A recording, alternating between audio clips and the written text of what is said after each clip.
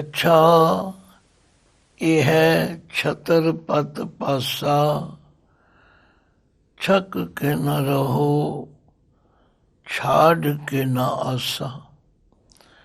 ਰੇ ਮਨ ਮੈਂ ਤੋ ਛਿਨ ਛਿਨ ਸਮਝਾਵਾ, ਤਾਹੇ ਛਾੜ ਕਤ ਆਪ ਬੰਧਾਵਾ। ਜੱਜਾ ਜੋ ਤਨ ਜੀਵਤ ਜਰਾਵੈ, ਜੋਬਨ ਜਾਰ ਜੁਗਤ ਸੋ ਪਾਵੈ। ਅਸ ਜਰ ਪਰ ਜਰ, ਜਰ ਜਬ ਰਹਿ ਤਬ ਜਾਏ, ਜੋਤ ਉਜਾਰੋ ਲਹਿ। ਜੱਜਾ ਉਰਜ ਸੂਰਜ ਨਹੀਂ ਜਾਨਾ, ਰਹੋ ਝਜਕ ਨਾਹੀ ਪਰਵਾਨਾ। ਕਤ ਚਖ ਚਖ ਔਰਨ ਸਮਝਾਵਾ, ਚਗਰ ਕੀਏ ਚਗਰੋ ਹੀ ਪਾਵਾ। ਵਾਹਿਗੁਰੂ ਜੀ ਕਾ ਖਾਲਸਾ, ਵਾਹਿਗੁਰੂ ਜੀ ਕੀ ਫਤਿਹ। ਭਗਤ ਕਬੀਰ ਜੀ ਛੱਛੇ ਅੱਖਰ ਦੁਆਰਾ ਸਿੱਖਿਆ ਦਿੰਦੇ ਹਨ, ਸਮਝਾਉਂਦੇ ਹਨ। ਆਪਣੇ ਮਨ ਪਰਥਾਏ ਅਤੇ ਆਪਣੇ ਮਨ ਪਰਥਾਏ ਸਮਝਾ ਕੇ ਸਾਨੂੰ ਜਾਚ ਸਿਖਾਉਂਦੇ। ਭਾਈ ਜੇ ਇਸ ਮਿਸ਼ਨ ਵਿੱਚ ਕਾਮਯਾਬ ਹੋਣਾ ਤੇ ਆਪਣੇ ਮਨ ਨੂੰ ਸਮਝਾਉਣਾ, ਕਿਉਂਕਿ ਪਿੱਛੇ ਵੀ ਭਗਤ ਜੀ ਨੇ ਇਸ਼ਾਰਾ ਕੀਤਾ ਸੀ, ਤੁਰਕ ਤਰੀਕਤ ਜਾਨੀ ਹੈ, ਹਿੰਦੂ ਵੇਦ ਪੁਰਾਨ ਮਨ ਸਮਝਾਵਨ ਕਾਰਨੇ, ਕਛੁਵਕ ਪੜ੍ਹੀਏ ਗਿਆਨ। ਜਿਹੜੇ ਤੁਰਕ ਇਸਲਾਮ ਮਤ ਵਿੱਚ ਵਿਸ਼ਵਾਸ ਰੱਖਣ ਵਾਲੇ ਨੇ ਉਹ ਤਰੀਕਤ ਕਰਦੇ, ਜਿਹੜੇ ਹਿੰਦੂ ਸਨਾਤਨੀ ਵੀਰ ਹਨ ਉਹ ਵੇਦਾਂ ਤੇ ਪੁਰਾਣਾਂ ਦੀ ਸਟੱਡੀ ਕਰਦੇ। ਜੇ ਪੁੱਛੋ ਐਸਾ ਕਿਉਂ ਕਰਦੇ ਹੋ, ਉਹ ਕਹਿੰਦੇ ਮਨ ਨੂੰ ਸਮਝਾਉਣ ਵਾਸਤੇ ਕਰਦੇ, ਮਨ ਨੂੰ ਸਿੱਧੇ ਰਸਤੇ ਪਾਉਣ ਵਾਸਤੇ ਕਰਦੇ। ਤੋ ਭਗਤ ਕਬੀਰ ਜੀ ਇਸੇ ਤਰ੍ਹਾਂ ਆਪਣੇ ਮਨ ਨੂੰ ਸੰਬੋਧਨ ਕਰਕੇ ਸਾਡੇ ਵਰਗੇ ਜਗਿਆਸੂਆਂ ਨੂੰ ਜਾਚ ਸਿਖਾਉਂਦੇ। ਛੱਛਾ ਇਹ ਹੈ ਛਤਰ ਪਤ ਪਾਸਾ, ਛੱਛੇ ਅੱਖਰ ਦੁਆਰਾ ਸਿੱਖਿਆ ਦਿੰਦੇ ਹਨ। ਇਹ ਹੈ ਛਤਰ ਪਤ। ਛਤਰ ਪਤ ਸ਼ਬਦ ਉਹਦੇ ਲਈ ਵਰਤਿਆ ਜਾਂਦਾ ਜਿਹਦੇ ਸਿਰ ਤੇ ਛਤਰ ਝੁਲਦਾ ਹੋਵੇ। ਜਿਵੇਂ ਸ਼ਿਵਾਜੀ ਨੂੰ ਛਤਰਪਤੀ ਕਹਿੰਦੇ, ਇਸੇ ਤਰ੍ਹਾਂ ਹੋਰ ਕਈ ਰਾਜੇ ਮਹਾਰਾਜੇ। ਅਸੀਂ ਵੀ ਗੁਰੂ ਮਹਾਰਾਜ ਨੂੰ ਚਵਰ ਛਤਰ ਤਖਤ ਦੇ ਮਾਲਕ ਕਹਿੰਦੇ। ਤੋ ਇੱਥੇ ਛਤਰ ਪਦ ਦਾ ਮਤਲਬ ਹੈ ਉਹ ਪਰਮਾਤਮਾ ਜਿਸ ਦੇ ਸਿਰ ਤੇ ਛਤਰ ਚੱਲ ਰਿਹਾ, ਜਿਹੜਾ ਪਾਤਸ਼ਾਹਾਂ ਦਾ ਵੀ ਪਾਤਸ਼ਾਹ। ਰੋਜ਼ ਪੜ੍ਹਦੇ ਹਾਂ ਸੋ ਪਾਤਸ਼ਾਹ, ਸ਼ਾਹਾਂ ਪਾਤ ਸਾਹਿਬ, ਜਿਹੜਾ ਸਭ ਤੋਂ ਵੱਡਾ ਛਤਰਪਤੀ। ਪਾਸਾ ਦਾ ਮਤਲਬ ਹੈ ਉਹ ਸਾਡੇ ਕੋਲ ਹੈ। ਕਮਾਲ ਦੀ ਗੱਲ ਹੈ ਕਿ ਹੈ ਸਾਡੇ ਕੋਲ, ਹੈ ਤਾਂ ਸਹੀ ਲਖੇ ਜੋ ਕੋਈ, ਪਰ ਅਸੀਂ ਉਹਨੂੰ ਕੋਲ ਹੁੰਦਿਆਂ ਵੀ ਕੋਲ ਨਹੀਂ ਦੇਖਿਆ, ਕਿਉਂਕਿ ਸਾਡੇ ਮਨ ਦਾ ਟਿਕਾਓ ਨਹੀਂ ਬਣਦਾ, ਸਾਨੂੰ ਨਿਸ਼ਚਾ ਨਹੀਂ ਹੁੰਦਾ, ਸਾਡਾ ਮਨ ਭਟਕਦਾ ਰਹਿੰਦਾ। ਇਸੇ ਲਈ ਕਿਸੇ ਸਿਆਣੇ ਵਿਦਵਾਨ ਨੇ ਕਿਹਾ ਕਿ ਮਨ ਦਾ ਸੁਭਾਅ ਹੀ ਐਸਾ, ਜਿਵੇਂ ਚਲ ਦਲ ਪੱਤਰ ਪਤਾਕ ਪਟ, ਦਾਮਨੀ ਕਛੁਪ ਮਾਥ, ਭੂਤ ਦੀਪ ਦੀਪਕ ਸ਼੍ਰਿਖਾ, ਯਉ ਮਨ ਬ੍ਰਿਤੀ ਅਨਾਥ।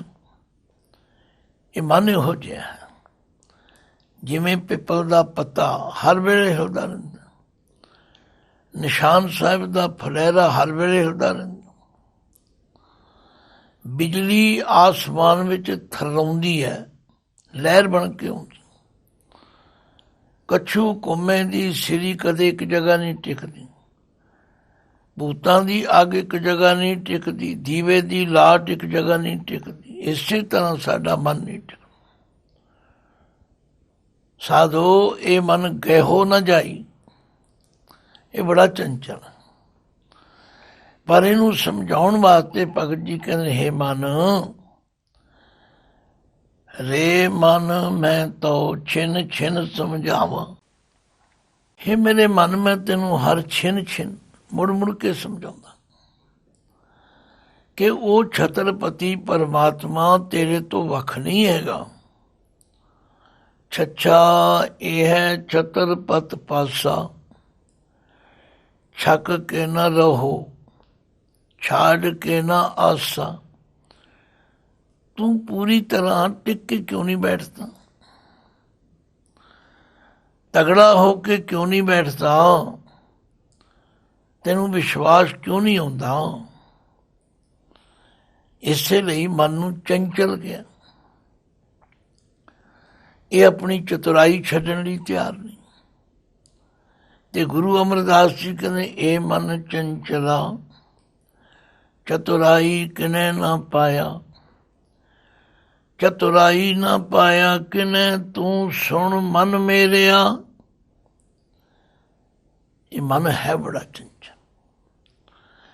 ਇਸ ਚੰਚਲ ਮਨ ਨੂੰ ਵਸ ਵਿੱਚ ਲਿਆਉਣਾ ਬੜਾ ਕਠਿਨ ਹੈ, ਪਰ ਇਹ ਗਿਆਨ ਦੁਆਰਾ ਹੀ ਕਾਬੂ ਆ ਸਕਦਾ। ਇਸੇ ਲਈ ਗੁਰੂ ਮਹਾਰਾਜ ਨੇ ਸਾਨੂੰ ਸਾਧ ਸੰਗਤ ਬਖਸ਼ੀ।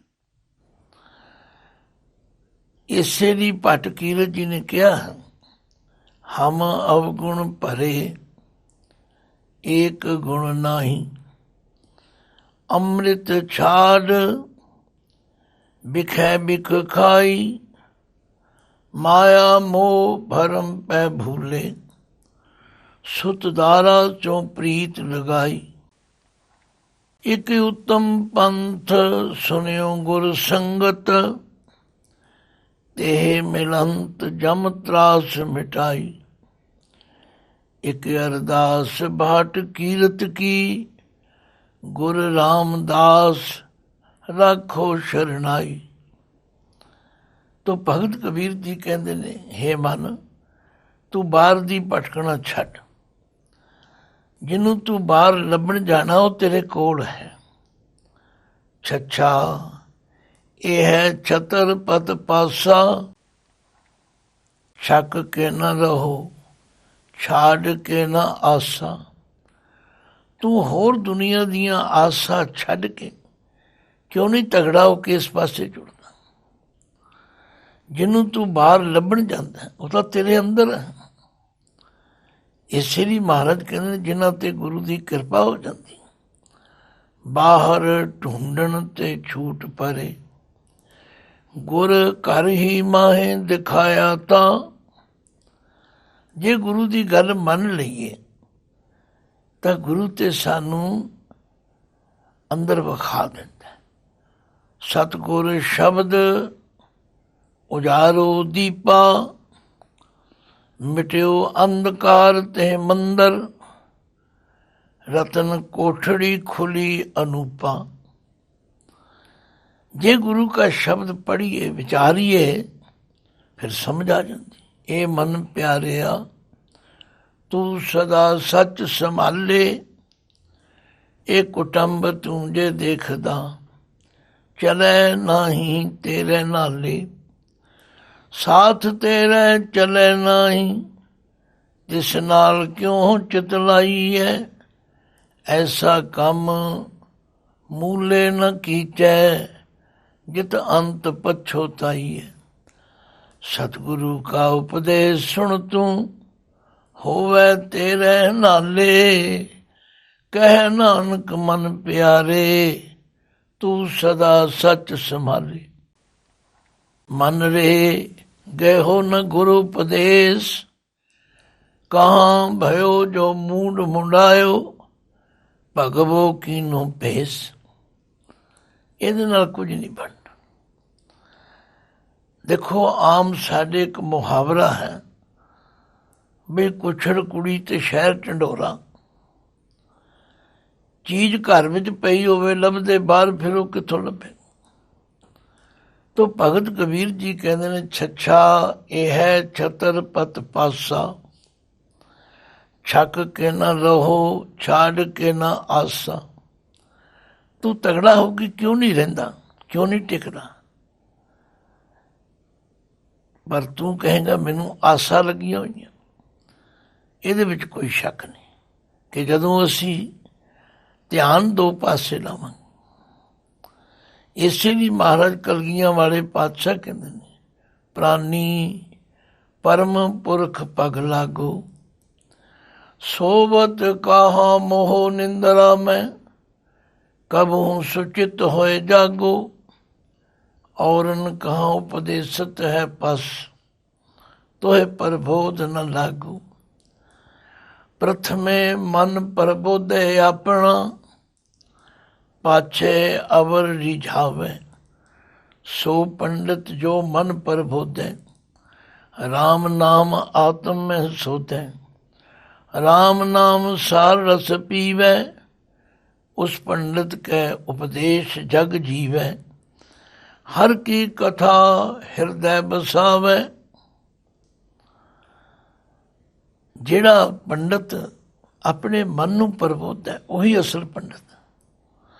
ਤੇ ਜਿਹੜਾ ਹਰੀ ਦੀ ਕਥਾ ਨੂੰ ਹਿਰਦੇ ਵਿੱਚ ਵਸਾ ਲੈਂਦਾ ਉਹ ਪੰਡਿਤ ਫਿਰ ਜੋਨੀਆਂ ਵਿੱਚ ਨਹੀਂ ਆਉਂਦਾ। ਗੱਲ ਕੀ ਸਾਰੀ ਗੁਰਬਾਣੀ ਇਸ ਗੱਲ ਤੇ ਜ਼ੋਰ ਦੇ ਰਹੀ ਕਿ ਉਹ ਪਰਮਾਤਮਾ ਤੇ ਤੇਰੇ ਅੰਦਰ ਹੈ। ਛੱਛਾ ਇਹ ਹੈ ਛਤਰ ਪਤ ਪਾਸਾ, ਛੱਕ ਕੇ ਨ ਰਹੋ ਛਾੜ ਕੇ ਨਾ ਆਸਾ। ਤੂੰ ਡਟ ਕੇ ਕਿਉਂ ਨਹੀਂ ਲੱਗਦਾ ਇਸ ਪਰ। ਇਹ ਸੰਸਾਰ ਦੀਆਂ ਆਸਾਂ ਛੱਡ ਦੇ, ਕਿਉਂਕਿ ਇਹ ਸੰਸਾਰ ਜਿਹਦੇ ਪਿੱਛੇ ਤੂੰ ਲੱਗਾ ਹੈ, ਰੇ ਨਾਰ ਇਹ ਸਾਚੀ ਜੀ ਧਾਰ। ਸਗਲ ਜਗਤ ਹੈ ਜੈਸੇ ਸੁਪਨਾ, ਬਿਨ ਸਤ ਲਗਤ ਨ ਬਾਰ।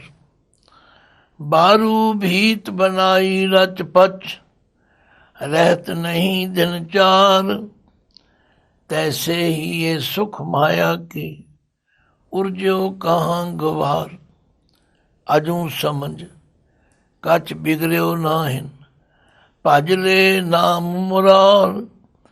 कहो नानक निज मत साधन को, भाख्यो तो है पुकार। रे मन मैं तो छिन छिन समझावा। हे मेरे मन, मैं तेनों हर छिन हर वेले बार बार समझाऊँ। ताही छाड़ कत आप बंधावा। उस परमात्मा नूं जिहड़ा तेरे नाल है चित्रकार, पर वो तेनू अंदर समोई बैठा है। ताही छाड़ दे डड्डे नूं सियारी। उस अंदर वसते नूं छड्ड के कत आप बंधावा। तू होर किथे किथे अपने आप नूं बना रहे। साडी सारियां दी हालत है, असी सब बद्धे होए और छुट्टण दा यतन भी नहीं करते। ताही भगत जी कहते फासन की बिद सब को जाने, छूटण की एक कोई। छुट्टण वाले पासे ते असीं तुरते ही नहीं, होर अगे नालों बधेरे फसी जाने। इसे लिए महाराज कहते प्यारिओ, सरंजाम लाग भवजल तरन के, जन्म वृथा जात रंग माया के।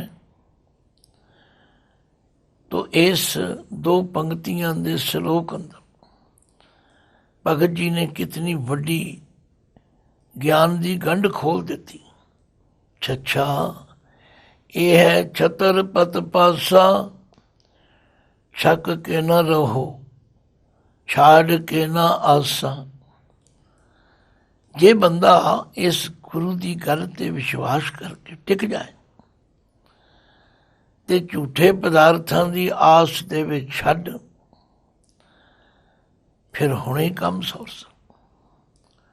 ਭਗਤ ਜੀ ਤੇ ਕਹਿੰਦੇ ਨੇ, ਜੇ ਮਨ ਥੋੜ੍ਹੀ ਦੇਰ ਲਈ ਵੀ ਟਿਕ ਜਾਏ, ਹੁਣੇ ਕੰਮ ਸੌਰ ਜਾਏ। ਬੁੱਲੇ ਸ਼ਾਹ ਨੇ ਆਪਣੇ ਮੁਰਸ਼ਦ ਨੂੰ ਕਿਹਾ ਸੀ, ਹੇ ਮੁਰਸ਼ਦ ਸਾਈਂ, ਮੈਨੂੰ ਰੱਬ ਨਾਲ ਜੁੜਨ ਦੀ ਜਾਚ ਦੱਸੋ। ਤੇ ਕਹਿੰਦੇ ਨੇ, ਉਹਨਾਂ ਨੇ ਹੱਸ ਕੇ ਕਿਹਾ, ਬੋਲਿਆ ਰੱਬ ਦਾ ਕੀ ਪਾਵਣਾ, ਇੱਧਰੋਂ ਪਟਣਾ ਤੇ ਇੱਧਰ ਲਾਵਣਾ। ਸਿਰਫ ਲੋੜ ਹੈ ਇਸ ਦੀ ਭਟਕਣਾ ਮਕਾਉਣ। ਭਟਕਣਾ ਉਹਨਾਂ ਚੀਜ਼ਾਂ ਦੀ ਲੱਗੀ ਹੋਈ ਹੈ ਜਿਹੜੀਆਂ ਨਾਲ ਨਹੀਂ ਤੁਰਨੀ। ਛੱਛਾ ਇਹ ਹੈ ਛਤਰ ਪਤ ਪਾਸਾ, ਛੱਕ ਕੇ ਨਾ ਰਹੋ ਛਾੜ ਕੇ ਨਾ ਆਸਾਂ। ਅਸੀਂ ਹਮੇਸ਼ਾ ਦੋ ਚਿੱਤੇਪਨ ਵਿੱਚ ਕੰਮ ਕਰਦੇ, ਤੇ ਜਿਹੜਾ ਦੋ ਚਿੱਤਾ ਹੋਵੇਗਾ ਉਹਦੇ ਦੋਵੇਂ ਪਾਸੇ ਗਵਾਚ ਜਾਣ। ਆਮ ਛੋਟੇ ਹੁੰਦਿਆਂ ਕਿਹਾ ਜਾਂਦਾ ਸੀ ਬਈ ਕਿਸੇ ਬੱਚੇ ਨੇ ਪ੍ਰਸ਼ਾਦ ਤੇ ਰਹਿ ਲਿਆ ਤੇ ਇੱਕ ਹੱਥ ਪਿੱਛੇ ਕਰ ਲਿਆ ਤੇ ਇੱਕ ਅੱਗੇ ਕਰ ਲਿਆ, ਤੇ ਪਿੱਛੋਂ ਕੁੱਤਾ ਲੈ ਗਿਆ, ਅੱਗੋਂ ਭਾਈ ਜੀ ਨੇ ਨਹੀਂ ਦਿੱਤਾ। ਇਹ ਜਿਹੜਾ ਦੋ ਪਾਸੇ ਦਾ ਧਿਆਨ ਹੈ ਨਾ, ਇਹ ਫਿਰ ਬੰਦਾ ਕਾਮਯਾਬ ਨਹੀਂ ਹੁੰਦਾ। ਤੋ ਭਗਤ ਜੀ ਕਹਿੰਦੇ ਨੇ, ਮੈਂ ਤੈਨੂੰ ਕਿੰਨੀ ਵਾਰੀ ਕਿਹਾ ਵੀ ਤੂੰ ਟਿਕ ਕੇ ਬੈਠ। ਰੇ ਮਨ ਮੈਂ ਤੋ ਛਿਨ ਛਿਨ ਸਮਝਾਵਾ, ਤਾਂਏ ਛਾੜ ਕਤ ਆਪ ਬੰਧਾਵਾ। ਤੂੰ ਉਸ ਪਰਮਾਤਮਾ ਨੂੰ ਛੱਡ ਕੇ ਹੋਰ ਕਿੱਥੇ ਕਿੱਥੇ ਆਪਣੇ ਆਪ ਨੂੰ ਬੰਨੀ ਜਾ। ਲਓ ਅਗਲੇ ਸ਼ਲੋਕ ਕਹਿੰਦੇ, ਜੱਜਾ ਜੋ ਤਨ ਜੀਵਤ ਜਰਾਵੇ। ਜੱਜੇ ਅੱਖਰ ਦੁਆਰਾ ਸਿੱਖਿਆ ਦਿੰਦੇ, ਜੇ ਜਿਉਂਦਿਆਂ ਇਸ ਸਰੀਰ ਦਾ ਮੋਹ ਜਿਹੜਾ ਬੰਦਾ ਛੱਡ ਦਿੰਦਾ, ਸਾੜ ਦਿੰਦਾ, ਭਾਵ ਮਾਇਆ ਵਿੱਚ ਰਹਿੰਦਾ ਹੋਇਆ ਵੀ ਮਾਇਆ ਤੋਂ ਤਿਆਗੀ ਰਹਿੰਦਾ। ਜੱਜਾ ਜੋ ਤਨ ਜੀਵਤ ਜਰਾਵੇ, ਜੋਬਨ ਜਾਰ ਜੁਗਤ ਸੋ ਪਾਵੇ। ਕਿਉਂਕਿ ਜੋਬਨ ਜਵਾਨੀ ਜਿਹੜੀ ਹੈ ਇਹ ਬੜੀ ਮਸਤਾਨੀ ਹੈ। ਇਹਦੇ ਵਿੱਚ ਬੜੇ ਬੜੇ ਬੰਦੇ ਗਲਤ ਗੱਲਾਂ ਕਰਦੇ ਨੇ, ਵਾਸ਼ਨਾਵਾਂ ਦੇ ਅਧੀਨ ਹੋ ਕੇ ਕਈ ਟੱਕਰਾਂ ਮਾਰਦੇ। ਪਰ ਜੇ ਕੋਈ ਇਸ ਜਵਾਨੀ ਦੀ ਮਸਤੀ ਨੂੰ ਸਾੜ ਲਵੇ, ਕਾਬੂ ਕਰ ਲਵੇ, ਜੁਗਤ ਸੋ ਪਾਵੇ, ਉਸ ਨੂੰ ਪਰਮਾਤਮਾ ਨਾਲ ਜੁੜਨ ਦੀ ਯੁਗਤੀ ਪ੍ਰਾਪਤ ਹੋ ਜਾਂਦੀ।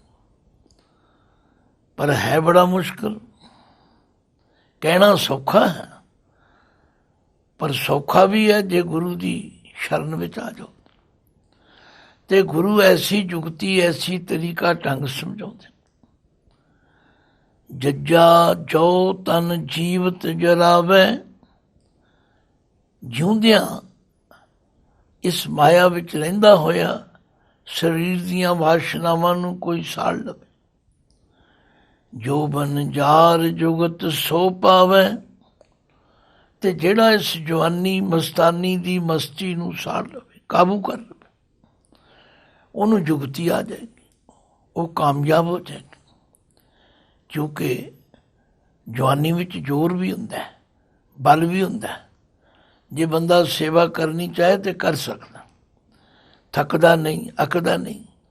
ਤੇ ਜਿਹਨੇ ਬੁੱਢੇ ਹੋ ਕੇ ਆਪ ਹੀ ਸੇਵਾ ਕਰਾਉਣ ਦੀ ਇੱਛਾ ਕਰਨੀ, ਉਹ ਸੇਵਾ ਕੀ ਕਰੇ। ਤੋ ਕਹਿਣ ਦਾ ਮਤਲਬ, ਜਿਹੜਾ ਮਨੁੱਖ ਜਵਾਨੀ ਦੇ ਅਹੰਕਾਰ ਨੂੰ ਸਾੜ ਕੇ ਸੇਵਾ ਵਿੱਚ ਲੱਗ ਜਾਏ, ਉਹ ਜੀਵਨ ਜਾਚ ਸਿੱਖ ਲੈਂਦਾ।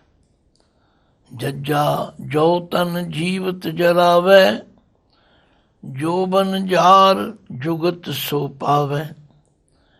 ਅਸ ਜਰ ਪਰ ਜਰ ਜਰ ਜਬ ਰਹਿ। ਇਹ ਜਿਹੜੀ ਦੌਲਤ ਦੀ ਘਮੰਡ ਹੈ, ਪਰ ਜਰ ਦੂਜਿਆਂ ਦੇ ਰੂਪ ਨੂੰ ਵੇਖ ਕੇ, ਦੂਜਿਆਂ ਦੀ ਦੌਲਤ ਨੂੰ ਵੇਖ ਕੇ ਸੜਨਾ। ਜੇ ਇਸ ਨੂੰ ਕੋਈ ਸਾੜ ਲਵੇ, ਭਾਵ ਮੁਕਾ ਲਵੇ, ਕਾਬੂ ਕਰ ਲਵੇ, ਦੌਲਤ ਹੈ ਉਸ ਦੀ ਦਿੱਤੀ ਹੋਈ, ਉਹਦਾ ਹੰਕਾਰ ਨਾ ਕਰੇ। ਜਵਾਨੀ ਹੈ ਉਸ ਦੀ ਦਿੱਤੀ, ਉਹਦਾ ਹੰਕਾਰ ਨਾ ਕਰੇ। ਅਸ ਜਰ ਪਰ ਜਰ, ਜਰ ਜਬ ਰਹਿ, ਤਬ ਜਾਏ ਜੋਤ ਉਜਾਰੋ ਲੈ।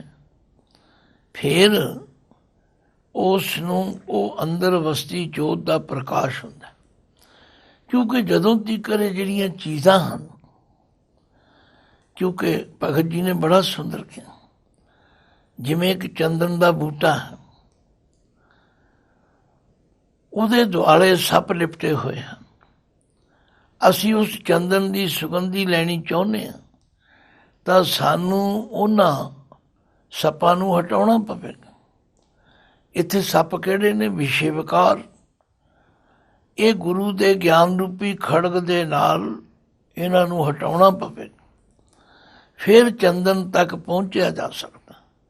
ਇਸੇ ਤਰ੍ਹਾਂ ਪਰਮਾਤਮਾ ਦੀ ਜੋਤ ਮੇਰੇ ਤੁਹਾਡੇ ਸਭ ਦੇ ਅੰਦਰ ਹੈ।